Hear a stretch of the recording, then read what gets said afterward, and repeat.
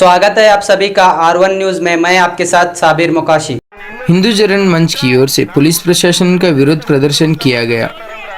बालकोट शहर में पिछले कुछ दिनों पहले एक हिंदू जन मंच के कार्यकर्ता के सपोर्ट करते हुए कई बड़े बड़े स्वामी जी ने पुलिस प्रशासन का विरोध करते रहे, जिन्होंने हिंदू जागरण मंच के कार्यकर्ताओं पर बेरहमी से मारपीट की है।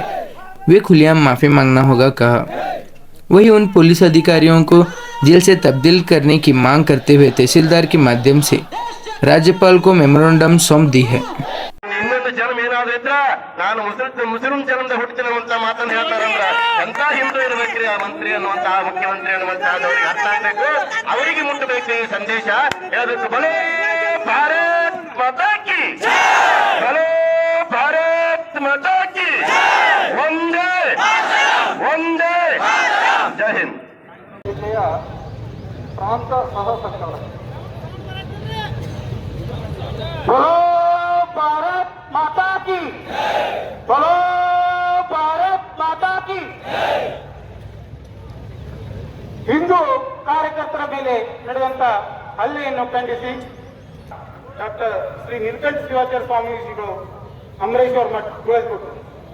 ಇವರಿಗೆ ಹಿಂದೂ ಸುರಕ್ಷಾ ಆಂದೋಲನ ಪರವಾಗಿ ಎಲ್ಲ ಸಜ್ಜನ ಹಿಂದೂಗಳ ಪರವಾಗಿ ಈ ವೇದಿಕೆಗೆ ತುಂಬು ಹೃದಯದಿಂದ ಸ್ವಾಗತಿಸುತ್ತೇನೆ. ಶ್ರೀಯುತರು ಮೂಲತಃ ಸಮಾಜಕ್ಕೆ ಮಾರ್ಗದರ್ಶನ ಮಾಡುತ್ತಿದ್ದಾರೆ. ಪೂಜ್ಯ ಶ್ರೀಗಳಿಗೆ ಮತ್ತೊಮ್ಮೆ ಭಕ್ತಿ ನಮಗೆಲ್ಲ ಮಾರ್ಗದರ್ಶನ ನೀಡುತ್ತಿದ್ದಾರೆ.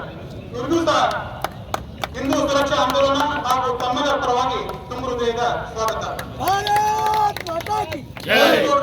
ಗುರುರಾಜ್ ಮೇಲೆ ಆಶ್ರಯ ಅಂತ ಇನ್ನೋರ್ವ ಹಿರಿಯ ವಕೀಲರು, ವೀರಶೈವ ಮಹಾಸಭಾದ ಜಿಲ್ಲಾ ಅಧ್ಯಕ್ಷರಾದಂತ JN ಪಾಟೀಲ್ ಸಹ ತಮ್ಮೆಲ್ಲರ ಪರವಾಗಿ ತುಂಬ ಹೃದಯದಿಂದ ಜೈ ಶ್ರೀರಾಮ್, ಜೈ ಶ್ರೀರಾಮ್.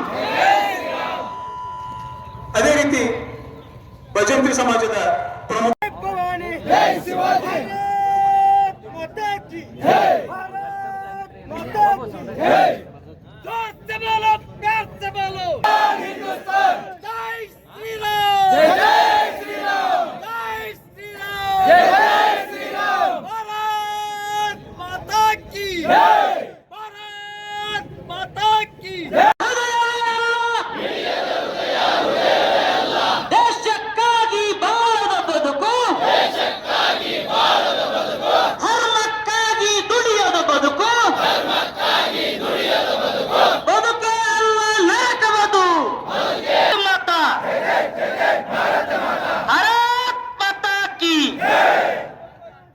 ಹಿಂದೂ ಸುರಕ್ಷಾ ಜಿಹಾದ್ಗೆ ಪ್ರೋತ್ಸಾಹಿಸುತ್ತಿರುವ ಪೊಲೀಸರಿಗೆ,